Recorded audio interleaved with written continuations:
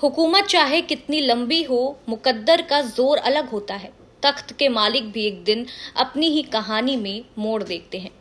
इस शायरी का मतलब यही है कि चाहे सत्ता कितनी ही मजबूत क्यों ना लगे, वक्त सबका बदलता है। जो लोग लंबे समय तक सत्ता पर राज करते हैं, वो भी एक दिन हालातों के सामने कमजोर पड़ सकते हैं। यही वजह है कि ये शायरी शेख हसीना की मौजूदा जो स्थिति चल रही है उसमें बिल्कुल सटीक बैठती है, क्योंकि दशकों तक बांग्लादेश की राजनीति पर हावी रहने वाली हसीना आज खुद कटघरे में खड़ी हो गई हैं।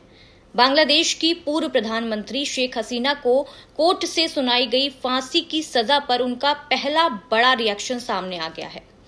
हसीना ने फैसले को पक्षपाती, गलत और राजनीतिक साजिश बताया है। उनका कहना है कि मेरी बात सुने बिना ही मुझे दोषी ठहरा दिया गया।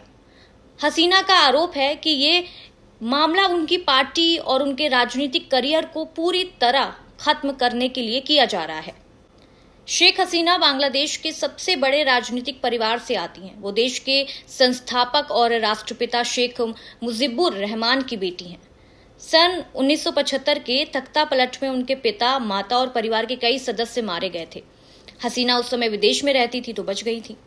लंबे निर्वासन के बाद उन्होंने राजनीति में वापसी की और कई कार्यकाल तक प्रधानमंत्री रही और एक शक्तिशाली प्रधानमंत्री के रूप में भी उभरी हैं। उन्हें देश की सबसे तेज दिमाग वाली और प्रभावशाली नेता माना जाता था।